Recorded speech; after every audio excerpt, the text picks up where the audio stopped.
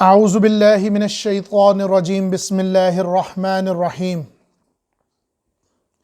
ان الحمد للہ نحمده ونستعینه ونستغفره ونعوذ باللہ من شرور انفسنا ومن سیئات اعمالنا من يهده الله فلا مضل له ومن يضلل فلا هادي له واشهد ان لا اله الا الله وحده لا شريك له واشهد ان محمدا عبده ورسوله اما بعد فإن خير الحديث كتاب الله وخير الهدى هدى محمد وشر الأمور محدثاتها وكل بدعة ضلالة. بسم الله الرحمن الرحيم. ربنا آتنا في الدنيا حسنة وفي الآخرة حسنة وقنا عذاب النار. بسم الله الرحمن الرحيم. رب اشرح لي صدري ويسر لي أمري واحلل عقدة من لساني يفقهوا قولي. بسم اللہ الرحمن الرحیم. اللہم صلی علی محمد وعلی آل محمد کما صلیت علی ابراہیم وعلی آل ابراہیم انک حمید مجید. اللہم بارک علی محمد وعلی آل محمد کما بارکت علی ابراہیم وعلی آل ابراہیم انک حمید مجید. بسم اللہ الرحمن الرحیم.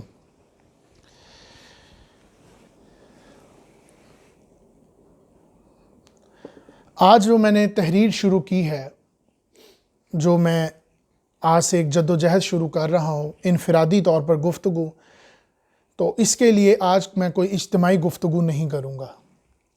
تو جو موضوع ہوگا میں اسی طرف آؤں گا، مگر اس کے میں نے 3 حصے بیان کرنے تھے. 3 حصے ہوں گے انشاءاللہ. پہلا حصہ آپ صلی اللہ علیہ وسلم کا اجتماعی گفتگو، سب کے ساتھ بات چیت. ایک ہے انفرادی گفتگو. اب جس میں نظر آ رہی ہے کوئی جد و جہد، کوئی حص نظر آ رہی ہے، کوئی اس کی اندر کوئی ایکٹیویٹی نظر آ رہی ہے کہ وہ چاہتا ہے کہ میں یہ حاصل کروں، تو اس کے لیے ایک انفرادی گفتگو. تو اسی معاملے کے لیے میں نے یہ انفرادی گفتگو کے لیے آج ریکارڈنگ بھی اسی کے مطابق ہوگی اور بات بھی اسی کے مطابق ہوگی. تو ویسے بھی آج کل جو حالات ہیں، زیادہ تر لوگوں کو اکٹھا کرنے کے لیے، تو یہ ایک بڑی اچھی اور مثبت چیز تھی جو آپ صلی اللہ علیہ وسلم کی سیرت میں بھی دیکھی گئی کہ انفرادی طاقت ان پہ استعمال کی جائے. اس سے پہلے میں اپنے موضوع کو بیان کرنے سے پہلے، کیونکہ آج میں موضوع کا نام اس لیے نہیں لے رہا کیونکہ یہ موضوع جتنا لفظی طور پر چھوٹا ہے مگر یہ اتنا ہی بڑا ہے.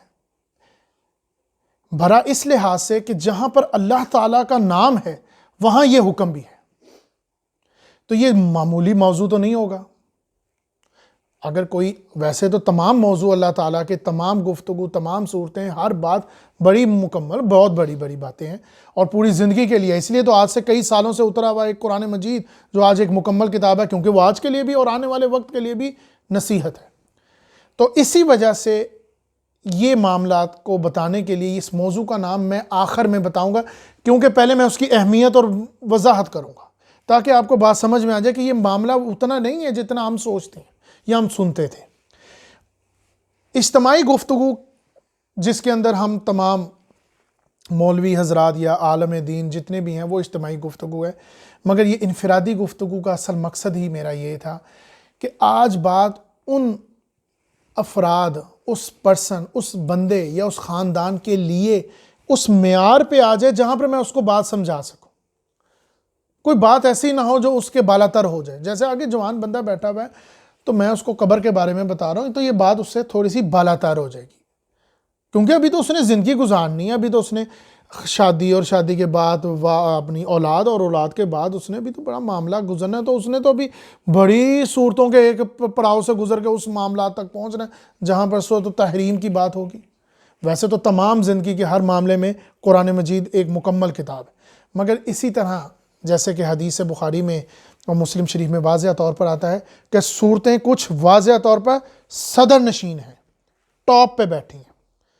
جیسے سورۃ الاعلیٰ، سورۃ الاعلیٰ کے بعد جتنی صورتیں ہیں 10 صورتیں، ساری نہیں 10 صورتیں، سورۃ الغاشیہ، سورۃ الفجر، سورۃ البلد، سورۃ التین، سورۃ الضحیٰ، سورۃ النشر، اسی طرح سورۃ القلم، سورۃ الشمس، سورۃ اللیل، یہ ان کے اوپر صدر نشین ہے. یعنی کہ 10 صورتوں کی گفتگو اس سورۃ الاعلیٰ میں واضح طور پر ہوگی. یعنی کہ اگر میں اس کو آسان لفظوں میں بولوں تو سورۃ الاعلیٰ کی 19 آیات انڈیکس کا کام کر رہی. ایک آیت اگلی 4 آیات کو بتائیں گی، دوسری آیت، تیسری آیت. اسی طرح سورۃ القاف اگلی 6 صورتوں کے لیے صدر نشین کی حیثیت رکھتی ہے. اسی طرح سورۃ الفاتحہ تمام صورتوں کی سردار ہے، تمام آیات کی سردار آیت الکرسی. اسی طرح سورۃ الزلزال 1000 آیات کا ثواب ہے سورۃ الزلزال کے. اسی طرح قل هو اللہ. یہ تمام معاملات یہ اسی وجہ سے بتائے گئے کیونکہ ان میں کچھ خاص باتیں تھیں، کچھ خاص گفتگو تھی، تاکہ بات کو اس طرف سمجھنے کے بجائے یہ انڈیکس کو سمجھ لو. اب کسی کی چاہت ہے تو وہ اس انڈیکس کو مزید سمجھنا چاہتا ہے تو وہ اس طرف جائے. تو اسی کے لیے پہلی تہمیم یہی باندھ رہا ہوں کہ اجتماعی گفتگو اور انفرادی گفتگو، اور اس کے بعد یہ بات وضاحت کروں گا دوسرے حصے میں آ کے جو میں اب شروع کرنے لگا ہوں. پہلی وضاحت میں نے آپ کو کر دی کہ قرآن مجید آپ کے اوپر کوئی ریسٹرکشن نہیں لگاتا. یہ نہیں کرنا، ایک دم نہیں ہے کچھ کرو. جیسے میں نے خطبہ نکاح میں یہ بیان کیا ہے کہ معاملات کو تھوڑا سا بدلا ہے. ایسے نہیں ایسے کرو. پہلے 2 خطبے ہوتے تھے، اب 1 خطبہ دو. اس میں اللہ کا ذکر کرو، اپنے خاندان اور اپنے بڑوں کا مت کرو. اللہ. تو اسی طرح قرآن مجید سب سے پہلے ایک بات سمجھنے کی بات ہے کہ اگر میں کسی شخص کو کہتا ہوں یا کوئی بچہ کسی سبجیکٹ کو سلیکٹ کرتا ہے، وہ اس سے ایک ہی دن میں اس کے اندر عبور نہیں حاصل کرتا. وہ اس کو انالیسس کرتا ہے کہ اچھا اس میں یہ میرے معاملات آئیں گے، یہ مشکلیں بھی آئیں گی، پھر میں نے ان مشکلوں سے اس طرح گزرنا ہے، پھر اس طرح ہونا ہے، پھر ایک نام ملے گا ہمیں. جیسے بے شک کوئی بندہ ڈاکٹر بنتا ہے تو اس کے نام کے ساتھ ڈاکٹر تو لگتا ہے، مگر جب وہ اپنے آپ کو پریزنٹ کرتا ہے وہ ساتھ لکھتا ہے MBBS. تو یہ ایک پریزنٹ کرتا ہے اپنے آپ کو. تو یہ پہلے ہاتھ ہی آپ کے اوپر ایک دم لیبل نہیں لگ جائے گا. اس کی وضاحت میں نے پچھلے موضوع سورۃ الاعلیٰ کی تقدیر میں کیا تھا. تقدیر وہ نہیں ہے جو ہم سوچتے ہیں کہ اللہ تعالیٰ نے لازماً جبراً یہ کرنا ہے، یہ ہونا ہے. یہ ہم نے خود سے سوچ لی، ایسا نہیں ہے. اس میں تم لوگوں کو آزادی دی ہے کہ یہ کرو یہ نہ کرو. اب یہ کر لیے تو اب اس پہ محنت کرو. سبجیکٹ سلیکٹ کر لیے تو اب کرو محنت، لو اب اس میں معاملہ. اب کر لیا ٹاپر، اب دیکھو تمہارا میرٹ کھول کے آگے 4 چیزیں اور مل گئی ہیں. یہ اس طرح ہے. تو یہ تم پہ تھوپا نہیں جا رہا. پہلے تو تمہیں یہ بات بتا دی جائے گی، اور پھر تیسرا آئے گا میرے موضوع کا آخری بات جو جس موضوع کے اوپر میں بیان کروں. تو سب سے پہلے میں آپ کو ایک بات بتاؤں. دوسرے پر بسم اللہ الرحمن الرحیم. تو یہ تم پہ تھوپا نہیں جا رہا. تو سورۃ الاعلیٰ وَنُيَسِّرُكَ لِلْيُسْرَى، یہ تم پہ تھوپا نہیں جا رہا، اور ہم نے تو تمہیں آسان شرائط پر، آسان معاملات پر یہ تمہیں چیز آگے مہیا کی ہے تاکہ تم اس پہ سہولت حاصل کر لو. اور ہم تمہیں آسان شرائط پر چلنے کے لیے سہولت دیتے ہیں. وَنُيَسِّرُكَ لِلْيُسْرَى، آسان معاملات ہیں. تم اس پہ یہ مت سوچو کہ اس میں کوئی مشکلیں باتیں ہوں گی، اس پہ معاملات سخت ہوں گے. قرآن مجید کی مین بات، موٹی بات، یا جس کو آپ اپنے الفاظ میں کہتے ہیں مین پوائنٹ، نقطۂ بہت بات، وہ اس کی تہ پر ہے. جیسے کسی سمندر پر تیل گر جائے یا تیل لیک ہو جاتا ہے تو اکثر ہم نیوز میں دیکھتے ہیں، تو تیل کی تہ سمندر سطح کے اوپر ہوتی ہے، نیچے نہیں ہوتی. اس کی گہرائی بہت ہے نیچے. اسی طرح قرآن مجید کی گہرائی بہت ہے، ہم ناپ ہی نہیں سکتے. اس کا معاملات بہت، مگر جو اس کی مین چیزیں ہیں نا وہ اوپر آپ کو واضح طور پر نظر آئے گی. توحید، ایمان، رسالت، یہ بہت آسان معاملات ہیں. تو وَنُيَسِّرُكَ لِلْيُسْرَى، ہم نے تو تمہارے لیے یہ معاملات بہت آسان کر دی ہیں. اس وجہ سے وَلَقَدْ يَسَّرْنَا الْقُرْآنَ لِلذِّكْرَى فَهَلْ مِن مُدَّكِرٍ، لِلذِّكْرِ فَهَلْ مِن مُدَّكِرٍ. اور حقیقت تو یہ ہے، سورۃ القمر کی آیت نمبر 22، اور حقیقت تو یہ ہے کہ قرآن کو تو نصیحت حاصل کرنے کے لیے آسان کر دیا ہے.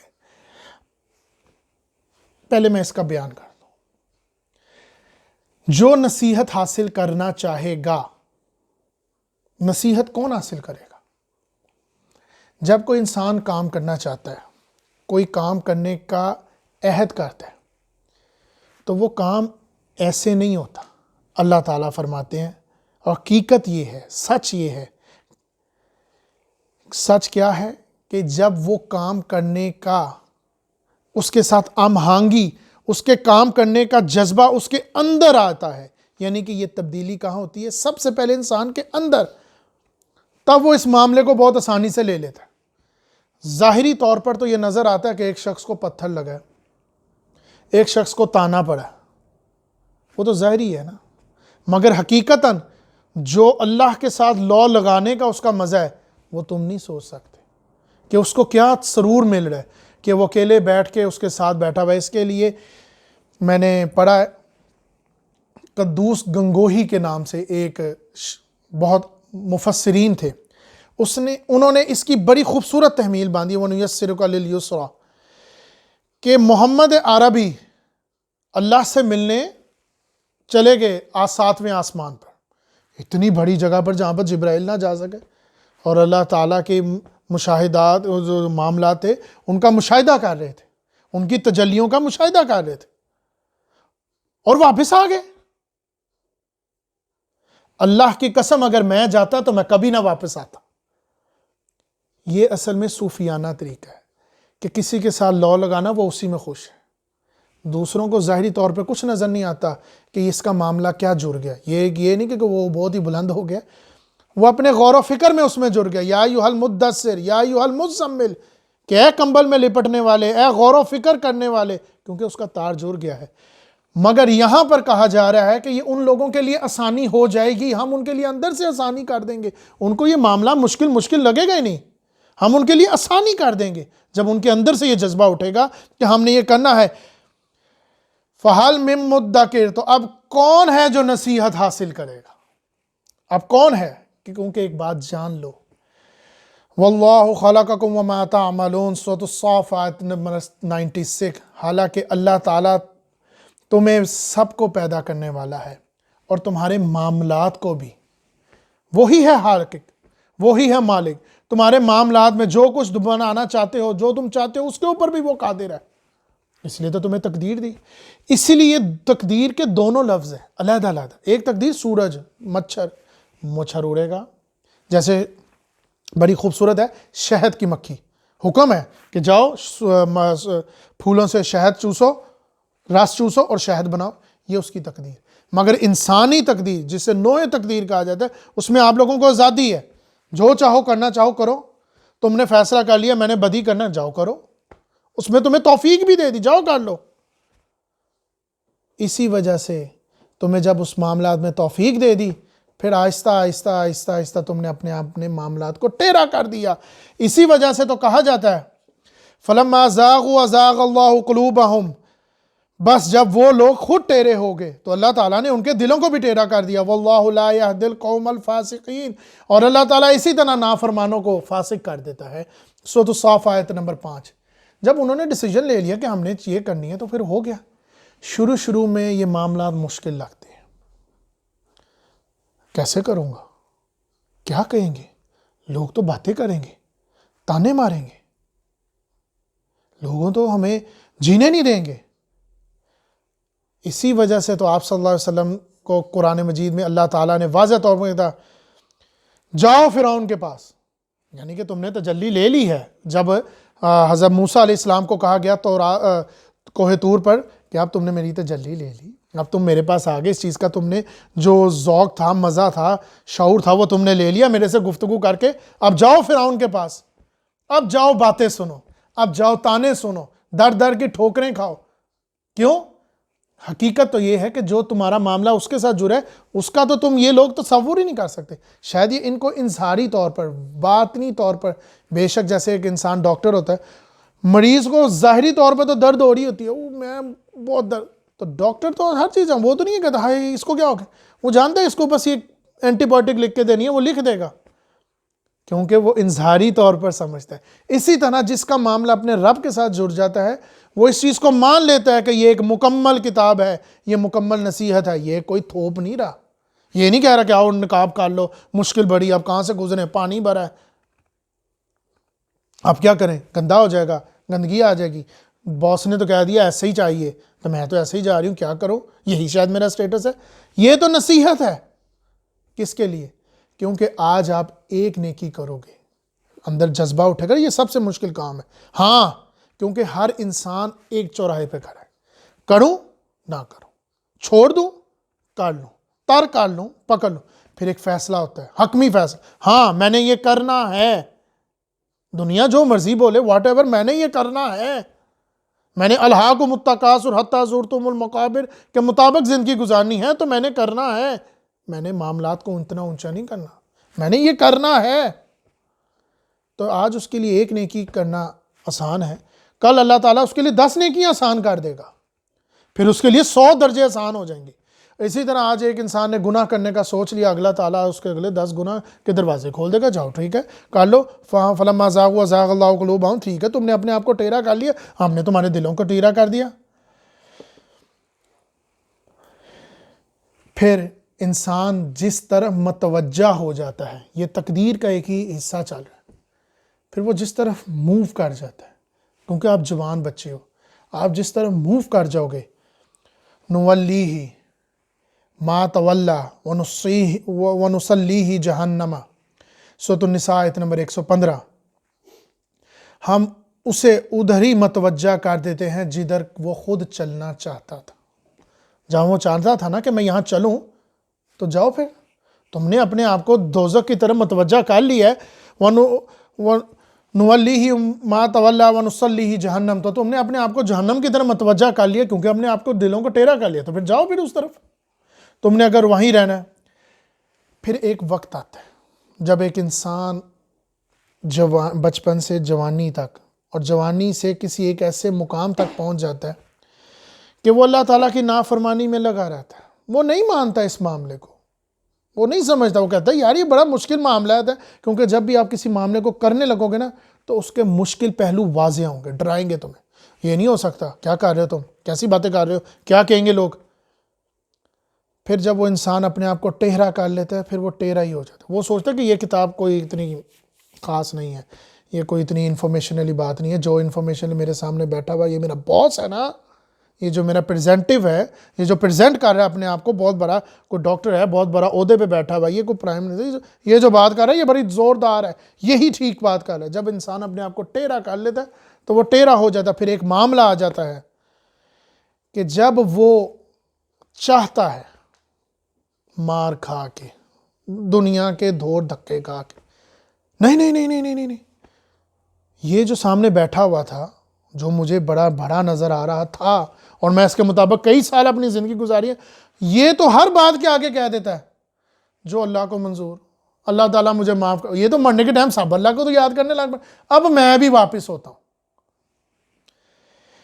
اس کے بارے میں اللہ تعالیٰ فرماتا ہے کہ جب وہ اتنا آگے نکل جاتا ہے، اتنا آگے نکل جاتا ہے کہ اس کے دل میں کوئی بھی تقوی نہیں باقی رہتا، اب وہ چاہتا ہے واپس آ جاؤں، الی السجود فلا یستطیعون، تو وہ چاہ کر بھی اپنا سجدے نہیں کر پائیں گے جب ہم ان کو سجدوں کا کہیں گے۔ سورۃ القلم کی آیت نمبر 42، کہ جب اللہ تعالیٰ قیامت والے دن ان کو کہیں گے کہ ان کو سب کو کہ کرو سجدے، اب وہ کرنا چاہیں گے سجدہ تو سجدہ نہیں کر پائیں گے، کیونکہ ان سے سجدہ کرنے کی توفیق لے لی جائے گی۔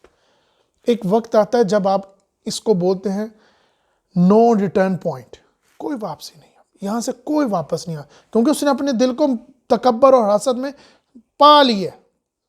یہی ہماری اصل میں آج کی سب سے بڑی اس دور کی غلطی ہے کہ بے شک ہم نے کتابوں کے انبار لگائے ہیں، بے شک وہ آپ پڑھ رہے ہیں کیونکہ آپ نے دور زندگی میں گزرنا ہے، آپ نے اپنا معاملات کو بھی تو دیکھنا ہے نا، کیسے کرنا ہے، کیسے لائف سٹائل گزارنی ہے، کس طرح عہدے پہ آنا ہے، ان کو آپ پڑھو، مگر جتنا ٹائم ان کو دیتے ہو اس کا ایک حصہ اس ٹائم کو بھی دو، کیا میں نے یہ کرنا ہے؟ جیسے ایک مثال کے طور پر ہے، ایک بات ہے واضح طور پر، آپ کی نوح بڑی پڑھی لکھی ہے جی، بڑی سمجھدار ہے، یہ وہ معاملات اس نے اپنی زندگی میں کیا، اب وہ سمجھے کہ میں نے اب اس گھر میں، جس گھر میں آئی ہوں، میں نے کیسے زندگی گزارنی. کوئی غلطی کسی وجہ سے میرے باپ باپ نے مجھے نہیں سمجھایا، کوئی بات نہیں، پر مجھے کہیں نہ کہیں کسی نہ کسی ذریعے یہ بات پتہ لگ گئی کہ میں نے اس گھر میں کیسے زندگی گزارنی ہے، اپنے سوروں میں، اپنے ساس میں کیسے زندگی گزارنی ہے. تو میں جا کے سورۃ آل عمران پڑھ لوں. اب وہ کہ میں نے نہیں پڑھنی، میں نے نہیں سمجھنی. کیوں؟ بس جو وہ مجھے کہے گا میں وہی کروں گی. اس نے اپنے آپ کو یہ طے کر لیا کہ یہ معاملات یہاں سے نہیں، وہ بتائے گا تو کروں گی، تو اس نے اپنے معاملات کو ختم کر لیا. یہ اکثر اوقات میں آج کل لڑکیوں کے منہ سے سنتا ہوں، شادی شدہ، جو خاوند کہے گا وہی کرنا پڑے گا. بے شک کرنا پڑے گا، مگر حقوق اللہ کے اوپر رکھ کر نہیں.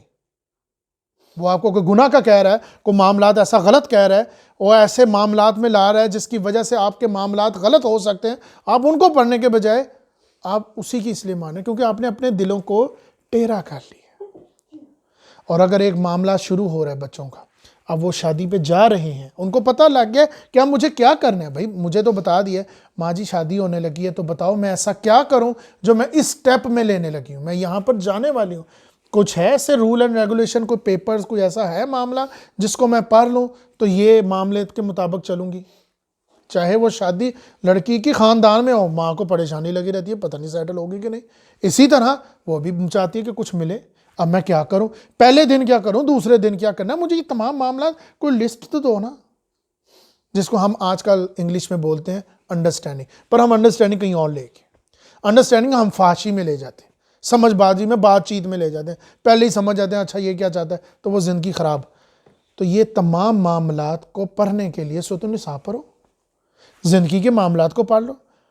اب میں نے گھر سے باہر جانا ہے، کیسے جاؤں؟ حتیٰ کہ میں نے اپنے ماں باپ کے کمرے میں آنا ہے تو بخاری شریف اور مسلم شریف میں لکھا کھٹکا کے جاؤ. کیوں پردے کا معاملہ رکھا ہے؟ کیا ہے یہ معاملہ؟ تو یہ تو بھائی نصیحت کا معاملہ ہے. شروع میں یہ چیزیں تمہیں اس لیے ڈرا رہی ہیں کیونکہ تمہارے اندر یہ معاملات ابھی نہیں شروع ہوئے.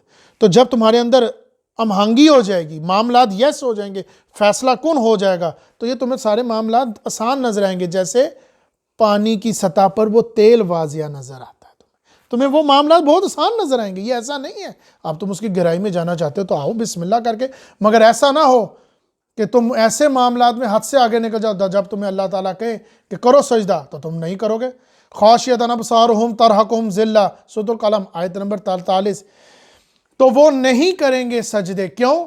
کیونکہ اس ٹائم ان کی نگاہیں جھکی ہوں گی، ذلت، اور ان کے منہ پر سیاہی ہوگی. یہی اصل میں انڈائریکٹلی ہماری لائف میں ہوتا ہے. جب ہم اللہ تعالیٰ کے احکامات کو نہیں مانتے، اس کے اصولوں کو نہیں مانتے، تو نہ مانو. تمہارے ماننے سے تو کچھ نہیں ہوتا، نہ مانو. پھر تمہارے ساتھ جو پرابلمز فیس آتی ہیں نا، وہ ان وجہ سے آتی ہیں. وہ کون لوگ تھے جو بکریوں کو چلاتے تھے، بکریوں کا دودھ پالتے تھے، اور بکریاں پالتے تھے، دودھ بیچتے تھے، گزارا کرتے تھے؟ وہ کون لوگ تھے جو اپنے ایک ایک کمرے میں 4 ٹن کا اے سی لگاتے ہیں اور باہر 4 گارڈ کھڑے کرتے ہیں؟ یہ کون لوگ ہیں؟ کون لوگ سکون میں ہیں؟ کون لوگ آرام میں ہیں؟ ایک لوگ ہیں جس کو ملنے کو پرائم منسٹر یا شاید اس سے بڑا کو بادشاہ آتا ہے ملنے، اور ایک لوگ ہیں جن کو ملنے صحابہ جبرائیل آتے ہیں. وہ کون لوگ تھے؟ وہ یہ لوگ تھے جنہوں نے اپنا تعلق جوڑ لیا تھا اپنے رب کے ساتھ. ظاہری طور پر ان کو کوئی مسئلہ نہیں نظر آتا تھا. وہ کیوں؟ انہوں نے اپنا معاملات ان کے ساتھ جوڑ لیا تھا. تو یہی وہ اصل بات ہے کہ یہ نصیحت کی بات ہے، اس سے نصیحت حاصل کرنی ہے. اسی وجہ سے تو اللہ تعالیٰ نے فرعون کو کہا تھا کہ یہ جو تم نے میرے ساتھ بیٹھ کے مزہ لیا، دیکھو بہت بڑی بات ہے کہ اللہ تعالیٰ سے گفتگو کرنا، کیا معاملہ کا مزہ. اس لیے تو کہا تھا اذهب الى فرعون انه طغى، تو جاؤ، نکلو، اب جاؤ لوگوں کی باتیں سنو، اب لوگوں کی تانے سنو. تو ہوگا ایسا قیامت والے دن حشر کے میدان میں اللہ تعالیٰ فرمائے گا عورتوں کی طرف متوجہ ہو کے، کون ہے جس نے پردہ کیا، جو میرے احکامات پہ چلا؟ پردے کی بات نہیں، جو میرے احکامات پر چلا. صحیح لفظ تو یہی ہے، احکامات پر چلا. سارے ہاتھ کھڑا کریں گے. پھر پوچھا جائے گا کون ہے جو 20 سال کی عمر میں احکامات پر عمل کیا؟ اب 2-3 ہاتھ اونچے ہوں گے. اب پوچھا جائے گا 40 سال میں کون ہے؟ سوری میں الٹا کر گیا ہوں. تو 70 سال سے پوچھا جائے گا اور 20 سال سے پوچھا جائے گا کون ہے، تو ساری تقریباً آدھا اونچا کریں گے جی ہم نے بھی تو احکامات پہ عمل کیے، ظاہر سی بات ہے کسی نہ کسی شکل سے تو کیے۔ اب 40 سال سے پوچھا جائے گا چند ہاتھ رہ جائیں گے۔ پھر پوچھا جائے گا 70 سال، جس عمر میں ہم نے تمہیں آزادی دے دی تھی، کون ہے؟ اب کوئی ایک بوڑھی ماں یاد کھڑا کرے گی، میں تھی جی، میں آج بھی اللہ کے احکامات پہ عمل کرتی تھی۔ تو کیا میرڈ نہیں ہوگا؟ کیا کالا برابر ہو جائے گا گھوڑا؟ نہیں، تو اس کو جو درجہ ملے گا وہ اونچا ہوگا، باقیوں کے درجے کم ہوں گے۔ تو سٹارٹنگ رائٹ ناؤ، آج سے شروع کرو کہ میں نے یہ معاملات پڑھ لیے ہیں، آج میں صبح گیا ہوں 9 to 5 آفس گیا ہوں، اب میں اپنے رب کے ساتھ بھی جڑ جاؤں، تھوڑا سا میں اس کو بھی پڑھ لوں، ہو سکتا ہے اور یقیناً ایسا ہو رہا ہے کہ میرے ماں باپ کو یا میرے ماں باپ سے پچھلے ماں باپ کو دین کی اتنی سمجھ نہیں تھی، میں آج ان کو اس تبلیغ کے ذریعے انڈائریکٹلی اس طریقے سے سمجھاؤں۔ تو ایک امیجن ہی کر لو کہ 10 لڑکیاں کھڑی ہوں اور ایک لڑکی پردہ کر کے آ جائے، وہ تو پہلے پوچھیں گی وہی والی بات، نظر آئے گا، ڈرائیں گی، تمہیں کیا ہو گیا، اچھی بلی تو تھی، یہ کیا کر بیٹھی ہے، لے سارا میک اپ ہی اڑا بیٹھے گی، تو انہیں نیچے کپڑے کون سے پہنے، ہائے تو نے تو بڑے مہنگے، اوپر تو نے کیا پہن لیا، یہ کیا۔ اب یہ چیزیں ڈرا رہی ہیں، تو وہ آگے سے کیا کہے گی، سوری یار میرے اللہ کا حکم ہے، میرے نبی کا حکم ہے، میں نے ایسے ہی رہنا، خاموشی چھا جائے گی۔ وہ بتائے گی کہ قیامت والے دن اس حشر کے میدان میں جب آپ 25 سال کی کھڑی ہوگی نا، تو کسی کا ہاتھ اونچا نہیں ہوگا سوائے میرا، تو یہ ہوگا۔ سورۃ التحریم میں لکھا ہوا ہے کہ جب انسان کو اللہ تعالیٰ فرماتے ہیں، بخاری اور مسلم شریف میں واضح طور پر اس کی دلیل ہے کہ جب ایک انسان کو ڈالا جائے گا قبر میں، تو وہ جب کامیاب ہو جائے گا تو وہ پتہ کیا چاہے گا، اب وہ عمر چاہے 80 سال ہو یا جو بھی واٹ ایور جو بھی ہو، وہ سب سے پہلے کیا چاہے گا، وہ کہے گا میں پہلے اپنے رشتہ داروں کو جا کے بتاؤں، میں بھاگ کے جاؤں کہ دیکھو آج میں پاس ہو گیا ہوں، آج میں 100% پاس ہو گیا، تو اللہ تعالیٰ فرمائے گا نہیں، آرام کرو، سو جاؤ، کھولو دروازے جنت کے ہواؤں کے، ابھی اس کو ریلیکس کرو، ایک ٹائم آئے گا جب تم ملو گے، اور وہ سو جائے گا، وہ ایک دم پھر اٹھے گا، وقت زیادہ نہیں لے گا۔ جیسے آپ انسان رات کو 9 بجے سوتا ہے، صبح 8 بجے اٹھ جاتا ہے، تو دیکھا جائے تو خواب کا مقدار کتنا ہوتا ہے، خواب 3 یا 4 منٹ کا، یا شاید اس سے بھی نہیں ہوگا، 3-4 سیکنڈ کا ہوتا ہے، صبح اٹھ کے اتنے ہی یاد رہتا ہے، باقی سب بھول گیا ہوتا ہے، تو کتنا ٹائم ایک دم گزر گیا۔ اسی طرح آپ جب اٹھو گے تو دیکھو گے کہ سارے آگے، ہاں جی میں نے سب کو بتانا ہے، وہ کدھر ہے، وہ کدھر ہے، اچھا ماما کدھر ہے، پاپا کدھر ہے، وہ کدھر ہے، تو کہیں گے جی وہ تو سوری آئے نہیں، وہ کدھر ہے، تو وہ ادھر ہے، تو تم ادھر ہو، تو یہ ہوگا۔ تو اصل میں یہ بات جان لو، وَنُيَسِّرُكَ لِلْيُسْرَى فَذَكِّرْ إِن نَفَعَتِ الذِّكْرَى، لہٰذا تم نصیحت کیے جاؤ اگر نصیحت کسی کو فائدہ دے۔ اب یہ والی بات تھی جو میں نے آپ کو پہلے کہا تھا، انفرادی طور پر میں نصیحت دے ہی جاؤ، اگر نصیحت اس کو فائدہ دے تو نصیحت اس سوچ سے کی جائے کہ اس کو نصیحت فائدہ دے گی، یہ کیسے ممکن ہے، میں کیسے انالیسس کر سکتا ہوں؟ تو انالیسس کر سکتا ہوں جب اس کے اندر مجھے کچھ نظر آئے گا کہ ہاں یہ چل کے آیا ہے، یہ بلا رہا ہے، کہہ رہا ہے آ جاؤ میری بات سنو، یہ رات کو اٹھتا ہے اور تہجد کے لیے اٹھتا ہے، یہ رات کو پڑھنے کے بعد قرآن مجید کو نکالتا ہے اور اس کو سمجھتا ہے، پڑھتا ہے، پڑھنا ایک علیحدہ ثواب ہے۔ حضرت علی کا قول ہے کہ جب میں چاہتا ہوں کہ میں اللہ تعالیٰ سے گفتگو کروں تو میں نماز پڑھتا ہوں، اور جب میں چاہتا ہوں اللہ مجھ سے گفتگو کرے، مجھے کچھ بتائے، نصیحت کرے، سمجھائے اور میں اپنی زندگی کو سمجھ سکوں تو میں قرآن مجید پڑھتا ہوں۔ یعنی کہ ان کی تو عربی زبان تھی نا، ہماری تو نہیں ہے، تو ہم اس کو سمجھیں، پڑھیں۔ فَذَكِّرْ إِن نَفَعَتِ الذِّكْرَى، تو نصیحت کرتے جاؤ اجتماعی طور پہ۔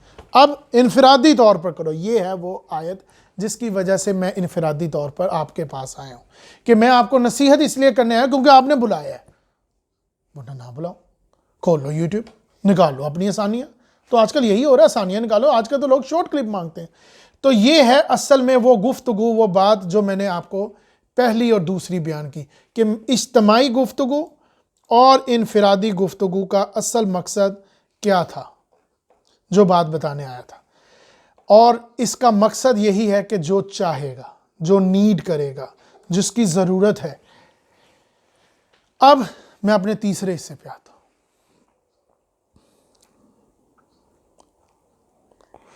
جب گفتگو کسی مرد یا عورت کے لیے ہوگی، یعنی کہ اب وہ شادی شدہ ہے تو وہ ان کے لیے ہوگی۔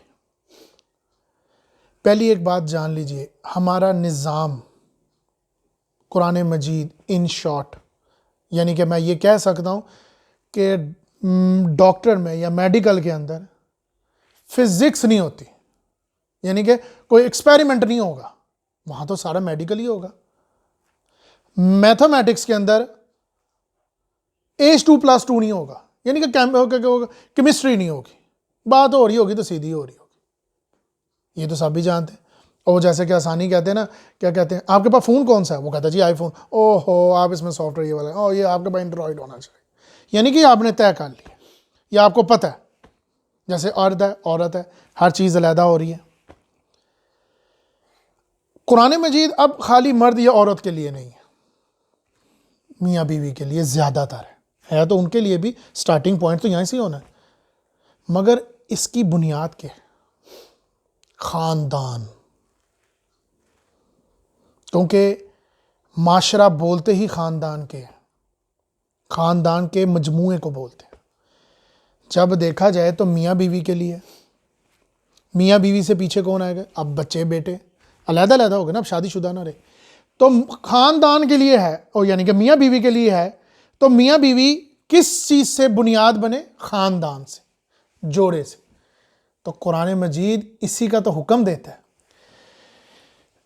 اب بہت غور والی بات ہے کہ قرآن مجید کی تمام گفتگو، تمام آیات بہت اہم ہے، تو پھر ذرا غور سے بات سمجھنے کی یہ ہے کہ کون سا ایسا معاملہ ہے جو اس سے بھی تھوڑا اونچا ہوگا؟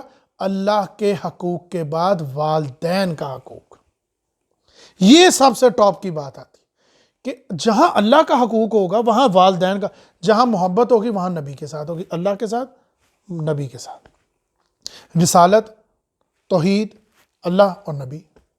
مگر جہاں حقوق کا معاملہ آئے گا وہاں اللہ تعالی حقوق کے ساتھ والدین کے حقوق لگائے گا، کیونکہ یہ کنیکٹڈ ہے۔ جیسے کہ اس لیے میں آسان الفاظ میں سمجھا رہا ہوں کیونکہ جس فیلڈ سے آپ گزرے وہ اس فیلڈ میں ہے۔ جیسے کہ پریکٹیکل کرنے کے 20 نمبر ہیں، ایگزام دینے کے 80 نمبر ہیں، مگر جب رزلٹ آئے گا نا تو وہ 20 اور 80 ملایا جائے گا۔ اسی طرح جتنا معاملات ماں اور باپ کا ہے اس سے زیادہ معاملات والدین کے آگے اولاد کا ہے، کہ وہ ان کا کیسے حق ادا کریں، کیونکہ یہ معاملات ٹوگیدر چلیں گے، جوڑا۔ سورۃ البنی اسرائیل کا 3 اور 4 رکوع کے بارے میں حضرت ابن عباس رضی اللہ عنہ کا قول ہے کہ جو 10 کمانڈمنٹس تورات کے اندر حضرت موسیٰ علیہ السلام کو جو حکم دیے گئے تھے وہ قرآن مجید میں ادھر ہے۔ تو میں نے جیسے آپ کو بتا دیا ہے، رسالت کا، نماز، زکوٰۃ، وہ معاملات آپ کے علیحدہ ہیں، مگر جہاں حقوق کی بات ہوگی نا، اللہ کا حق کون ادا کر سکتا ہے؟ کون ہے جو اللہ کا حق ادا کر سکتا ہے؟ آپ صلی اللہ علیہ وسلم سے پوچھا گیا تو انہوں نے کہا تقویٰ، جہاں تک تم لے سکو۔ اور اللہ کے حق کے بعد کس کا حق بعد پہلے آتا ہے؟ والدین کا۔ اور کون حق ادا کرے گا؟ والدین اپنا حق آپ تو نہیں ادا کریں گے نا، کامن سینس کی بات۔ تو یہ جوڑا نمبر 2، یعنی کہ ان کا سیکنڈ پرسن وہ ہے وہ اولاد۔ میاں بیوی مل کے آگے اولاد بنے گی، ایسے ہی ہے، سیم تھنگ ایسے ہی آگے چلتا جائے گا۔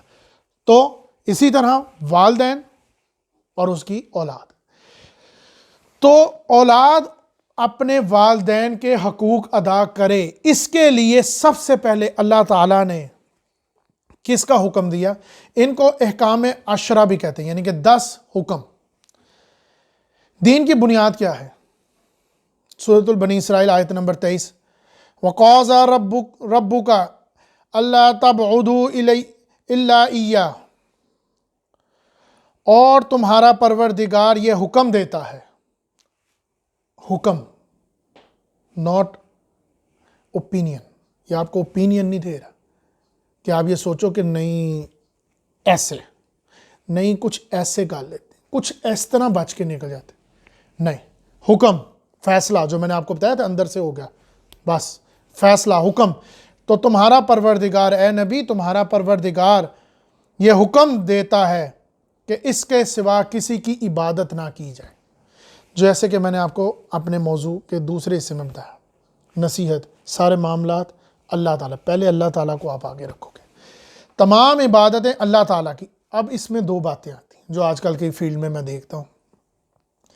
اللہ تعالیٰ کی کتاب پر ایمان رکھنا, صحابہ کے نام میں ایمان رکھنا, یہ تو بندے بہت جاتے ہیں. ہاں بھی کتنے نام ہیں, وہ کہتے ہیں جی مجھے 25 نام یاد ہیں, 30 نام یاد ہیں. اللہ تعالیٰ کی کتاب پر ایمان رکھنا وہ تو سارے ہی رکھ رہے ہیں, وہ ایک علیحدہ بات ہے. مگر اسی کے ساتھ اللہ تعالیٰ کے احکامات پر اس کے حکم کو ماننا, یہ دوسری بات ہے. جب یہ دونوں چیزیں مل جائیں گی تو پھر جا کے ایک بات مکمل ہوگی. وہ کیا ہے؟ اللہ کی عبادت. اللہ کی عبادت تب ہی کلیئر ہوگی نا جب, جیسے فور ایگزامپل میں آپ کو پھر ایگزامپل, الحمدللہ رب العالمین الرحمن الرحیم مالک, اس طرح تو میں سپارہ ہی پڑھ لوں گا, اس طرح تو میں سپارہ پڑھ لوں گا, مگر جب میں اس کو سمجھوں گا نہیں تو فائدہ کیا ہوگا. اسی طرح اللہ کی عبادت کے بعد جو سب سے بڑی بات آتی ہے توحید. جب یہ دونوں چیزیں مل جاتی ہیں تو اللہ کی توحید کے بعد جو سب سے باز آتی ہے کہ اللہ تعالیٰ نے کیا حکم دیا ہے, یعنی کہ کیا فیصلہ طے کر دیا, وہ بالوالدین احسان, اور اپنے والدین کے ساتھ اچھا سلوک کرو. احسان ہماری عربی والا نہیں ہے, یعنی کہ ہم جو سوچتے ہیں نا احسان, اردو زبان میں احسان کا مطلب ہمارے زبان میں یا ہماری تھنکنگ میں, یعنی کہ ہمارے الفاظ میں کسی کے اوپر احسان کر دینا, کسی کے ساتھ کوئی خدمت کر دینا, اس کے اوپر کوئی معاملات کے ساتھ کوئی نرمی کر دینا, یہ نہیں ہے. یہ عربی زبان کا احسان ہے. عربی زبان کا احسان کیا ہے؟ ان کے ساتھ اچھا سلوک کرنا, اچھی گفتگو کرنا, اچھی بات کرنا, میانہ روی کے ساتھ ان کے ساتھ گفتگو کرنا. جیسے کہ مثال کے طور پر, جیسے کہ میں نے آپ کو بتایا کہ اللہ تعالیٰ کا سب سے بڑا احسان انسان کے اوپر کس کا ہے؟ اللہ تعالیٰ کا. اگر وہ ہمیں پیدا ہی نہ کرتا ہم نہ ہوتے.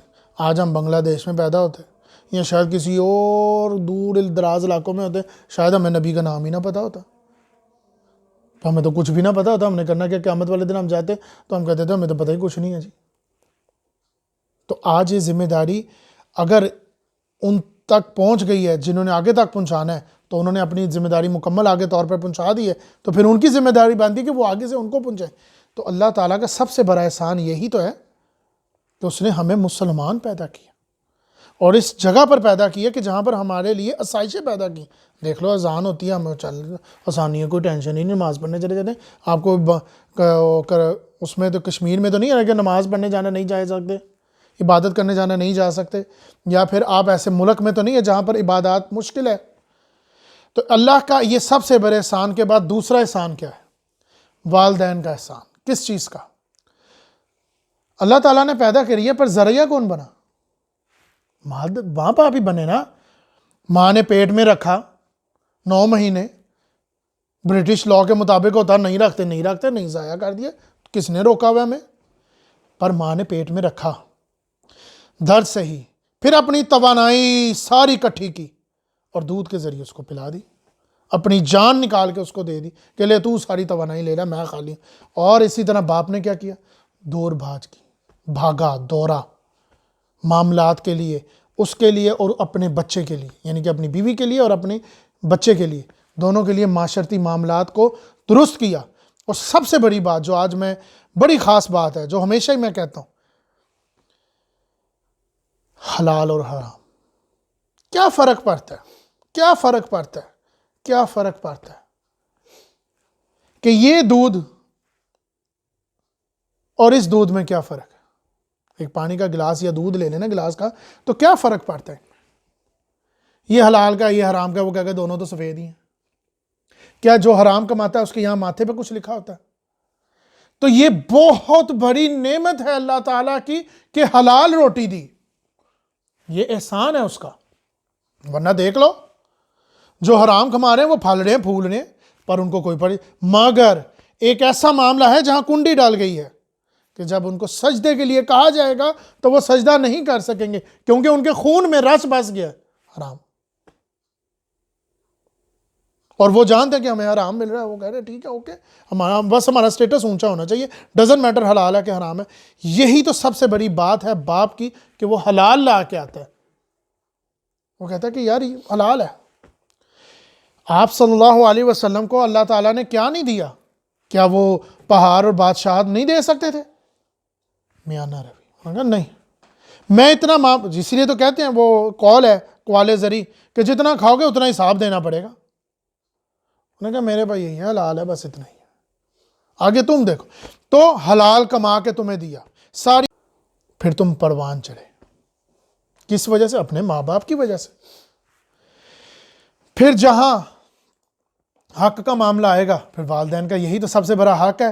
اور ایک بات اور جان لیجیے، اللہ کا نظام جس خاندان میں، جس معاشرے میں، جس جگہ پر، جس معاملات میں والدین کے ساتھ حسن سلوک نہیں ہوگا، یہ نظام ہے، میں آپ کو وہی بتا رہا ہوں، ایک نظام ہے جو پیچھے ہے، وہ تمہاری سوچ سے پیچھے ہے، وہ تم نہیں سوچ سکتے۔ کیوں نہیں سوچ سکتے؟ جب تمہارے اندر ایکٹیویٹی نہیں ہوگی۔ تو ایک نظام ہے جو پیچھے چل رہا ہے۔ تم نے 10 دیگیں دے دی، 50 دیگیں دے دی، لنگر کے لنگر لگا دیے، چاہے تم حرام کما کے لگا رہے ہو۔ اب یہ ایک نظام ہے، چاہے تم 10 خیراتات کرو، جو مرضی کرو، قیامت والے دن حلال اور حرام والے کو علیحدہ کر دیا جائے، یہ اس کا ایک نظام۔ اب وہ کہے جی میں نے تو 50 دیگیں دی ہیں، میری تو بچات کرے، بچ نہیں سکتا، وہ بچ نہیں سکتا، اس کا ایک نظام ہے۔ تو جس خاندان میں، جس معاشرے میں، جس جگہ پر والدین کے ساتھ حسن سلوک نہیں ہوگا، وہ ماں باپ انفرادی طور پر اللہ تعالیٰ ان کے اندر یہ معاملات نہیں رکھیں گے کہ وہ اپنے بچوں کے اوپر اپنی اولاد کے اوپر انویسٹ کریں، اپنا آپ انویسٹ کریں۔ کیا انویسٹ؟ کہ ہم بعد میں جب ہم بوڑھے ہوں گے، ہم جب ضعیف ہوں گے تو یہ ہماری لاٹھی بنیں گے، یہ ہمارے معاملات کو آسان کریں گے۔ تو وہ اپنے آپ کو آسان نہیں کرتے۔ اسی کو تو ہم مغربی معاشرے میں یہی تو کہتے ہیں۔ کل میں یہی تو پڑھ رہا تھا کرسمس کے بارے میں کہ کئی بزرگوں نے لکھا ہوا تھا کہ کرسمس ان کے مطابق یہ ہے کہ جس طرح ہمیں ہماری اولاد نے جوان ہوتے ساتھ ہی ہمیں اولڈ ہاؤسز میں بھیج دیا تھا، تو ہم سوچتے تھے یہ کرسمس واحد دن ہوگا جب وہ ہم سے ملنے آئیں گے، اور وہ ہمیں نہیں ملنے آتے۔ یہ مایوسی ہمیں بھی آج بھی ہے۔ یہ کیوں ہے؟ یہ اسی وجہ سے، کیونکہ وہ بچے بڑے ہوتے ساتھ ہی ان کو آگے کہتے ہیں جاؤ پھرو ٹوڑو، جاؤ موجاں لوٹو، وہ انفرادی طور کا معاملہ ختم۔ اب وہ اپنی اولاد کو نہیں کچھ اور ان کی اولاد نے ان کے ساتھ کوئی حسن سلوک نہیں کیا۔ تو اللہ تعالیٰ کا ایک نظام ہے، اب وہ نظام تمہارے یا میرے لیے نہیں ہے، اب وہ کافروں اور مسلمان تمام لوگوں کے لیے جو اللہ تعالیٰ کے، اب وہی والی بات کہ اللہ تعالیٰ کے احکامات کو ماننا اب وہ سب پہ لاگو ہے، کوئی مسلمان یا کافر کے جو مانے گا وہ اللہ تعالیٰ کے احکامات پہ عمل کرے گا۔ تو یہ نظام ان کے اندر سے، ان کی ماں باپ کے اندر سے یہ نکال لیا جاتا ہے کہ وہ اپنے آپ کو انویسٹ نہیں کرتے۔ ظاہری طور پر شاید کر رہے ہوں پر انفرادی طور پر نہیں کرتے۔ اس کی سب سے بڑی مثال آج امیر ترین لوگ دیکھ لو کہ ان کے پاس دنیا کی ساری آسائش ہیں۔ یہی تو تھا ولید بن مغیرہ کے پاس جو سب سے بڑی آسائش تھی، وہ کیا کہ اس کے پاس دولت تھی تو بہت تھی، اولاد تھی تو اس کے پاس رہتی تھی۔ آج کل کے جو امیر ترین لوگ ہیں ان کے اولاد ان کے پاس نہیں ہے، وہ کتنے رہتے جو کینیڈا رہتے، وہ کتنے رہتے۔ اور آگے سے ہمارے پاس بڑا اچھا جواب ہے، دیکھیں جی نظام ہے، چلانا ہے، کیا کریں، کہیں تو رہنا ہے، تو انہوں نے ادھر ہی سیٹ اپ لگا لی۔ تو اللہ تعالیٰ جب اس شخص کو، وہ تو بڑی دور کی بات کر رہا ہوں، وہ جب اللہ تعالیٰ اس ملک کے کسی ایک علاقے کے کسی ایک کونے میں کسی ایک جگہ پر ایک مچھر کو کھانا کھلا سکتا ہے، تو وہ تمہارے پاس بٹھا کے تمہاری اولاد کو کھانا نہیں کھلا سکتا۔ یہ وہی بات ہے کہ تمہیں شروع میں چیزیں ڈرائیں گی۔ تو یہ نصیحت تمہیں تہ پہ نظر آ رہی ہے کہ یقین اندر ہونا چاہیے۔ میرا رب کہہ رہا ہے کہ یہ معاملات اتنے میں ہو جائیں گے۔ جیسے شادی بیاہ پہ میں اکثر والدین کو دیکھتا ہوں، وہ یہی خوف میں بیٹھے ہوتے ہیں، کیا کریں گے جی، سوروں کو کیسے خوش ہمیں تو بہت بڑا، ہمیں تو بہت، اور اس سے بھی پھر اس کے لیے وہ کیا کرتے ہیں، قرضے لیتے ہیں، دوسروں کے محتاج ہو جاتے ہیں۔ خوف کیوں نہیں ہے دل میں؟ صاف کہیں کہ بس یہی ہے جو ہے، کوئی دکھاوا نہیں، کوئی بناوٹ نہیں۔ پھر اس کے اوپر آپ لوگوں نے پہاڑ کھڑے کیے ہیں، فلاں دن، ڈھمکا دن، مہندی، برات، اور پھر یہ پھر اس کے اوپر تہوار پہ یہ اپنے اوپر خود بیماریاں کھڑی کی ہیں. کیوں نہیں کہتے کہ میں مسلمانوں کی طرح کیونکہ نظام قائم کرنے لگے تو اصل میں آپ نظام خود بھی دین سے نہیں قائم کر رہے, وہ آپ کے اندر پرابلم ہے. یہ آپ کی اپنی تقدیر تھی, آپ کو تھا اللہ تعالیٰ نے کہا تھا یہ قرآن جی پڑھ لو, پر آپ نے تو پڑھی وہ معاملات, وہ جو رجسٹر تھے جن کو تم نے کھاتے بھرنے تھے, آج ہم نے فلاں دن کرنا, یہ بھی کھاتا بھرو, یہ بھی کرنا, وہ بھی کرو, وہ بھی کرو, وہ بھی کرو.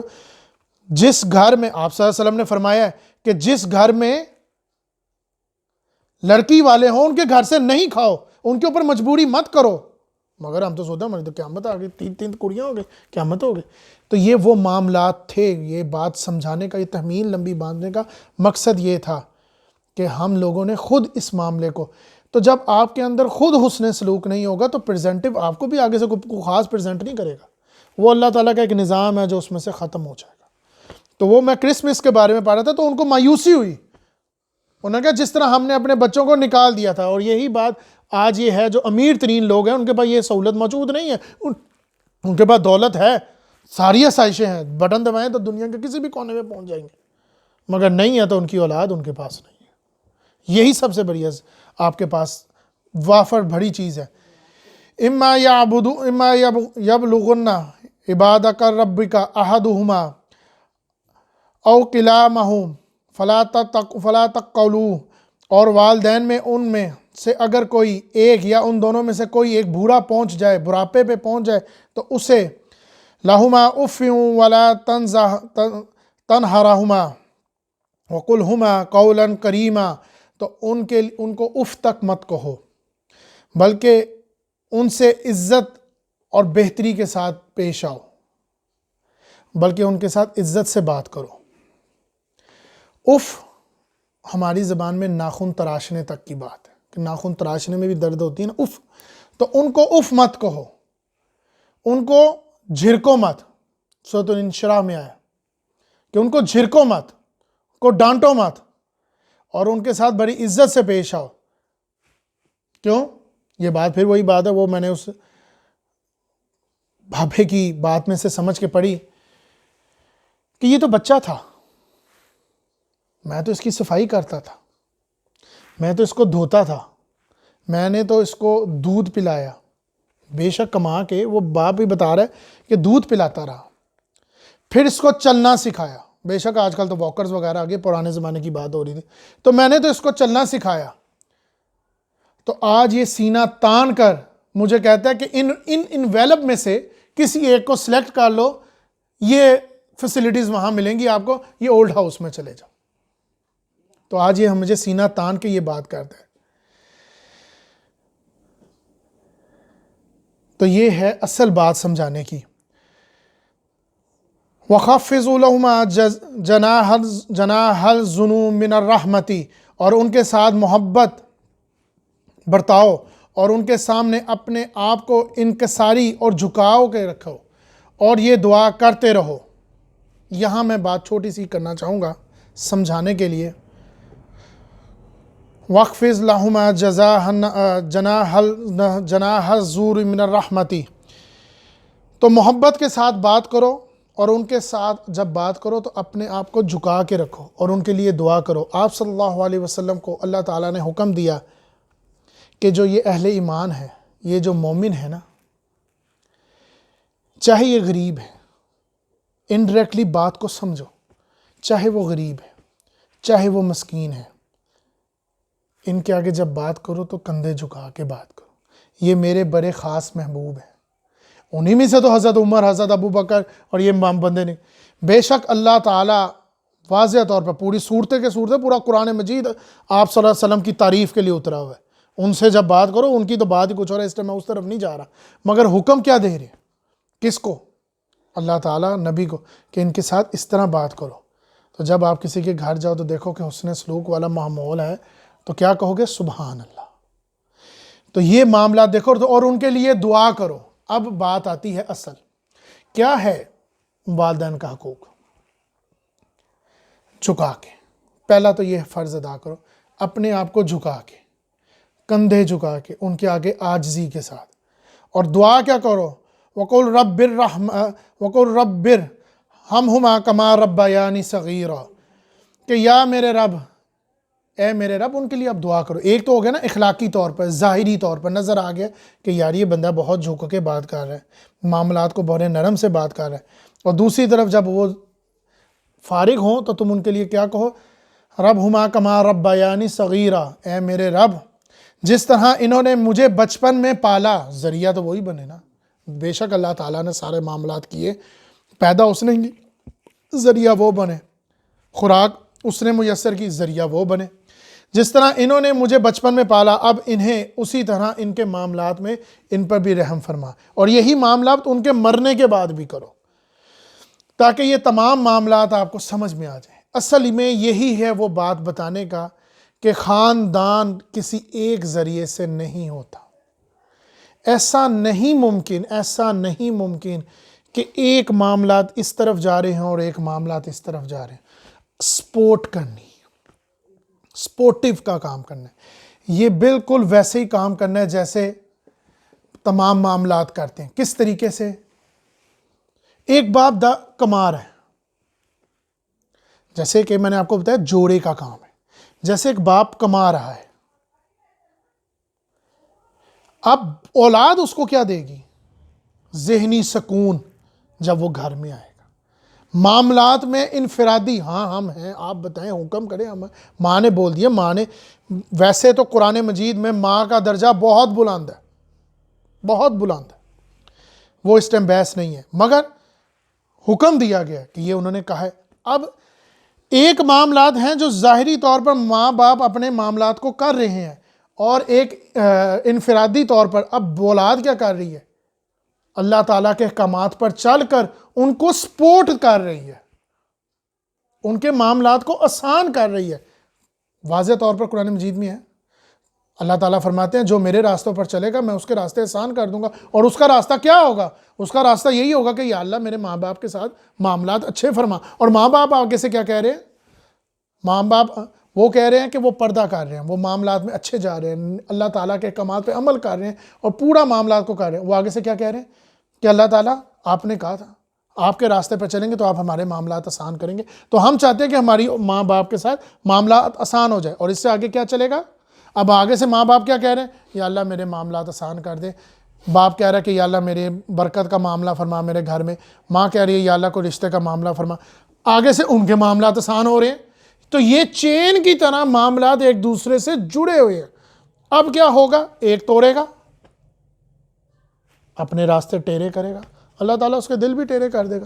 اب کیا ہوگا؟ ماں باپ کے معاملات دوسری طرف چلیں گے. اب اولاد حسن سلوک نہیں کرے گی، معاملات میں سے وہ بھی نکال لیا جائے گا. وہ اپنے معاملات میں صحیح جا رہے ہوں گے، یہ معاملات کے ان کے اپنے ہی کہیں پھنس پھسائیے چلیں گے.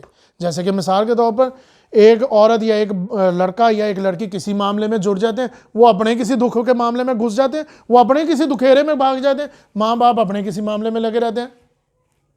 جیسے ایک ماں کو صبح پتہ ہے کہ صبح کیا پکانا ہے، یہ ایک روز کا معمول ہے، وہ اپنے دکھیڑے میں اپنے معاملات میں لگی ہے، اس کی مگر کس کے لیے لگی ہے؟ سب کے لیے. وہی بات اللہ تعالیٰ میں تیرے معاملے میں لگوں گا، میں اپنی اولاد کے لیے اچھے رزق کا بندوں. اسی طرح باپ حلال کا لا کے دیتا ہے. اب یہ دونوں اپنے اچھے میں جا رہے ہیں. اب لڑکی اور لڑکا دونوں جوان ہیں، یعنی کہ ان کی اولاد کی بات کرنا، وہ دونوں جو اب وہ ٹک ٹاک میں لگی ہے، وہ یوٹیوب میں لگا ہوا ہے، اور وہاں پر کسی کے ساتھ دل لگا بیٹھا، وہ اس در کہیں دکھیڑا مار کے بیٹھا ہوا ہے، تو اللہ تعالیٰ اس کو اسی دکھیڑے میں بیٹھا رہے گا. اس لیے تو اللہ تعالیٰ نے فرمایا ہے کہ قدوس گنگولی کی وہ بات بالکل واضح ہے کہ اگر میں ادھر جاتا تو میں اس کے ساتھ بیٹھا رہتا، میں واپس نہ آتا. کیوں؟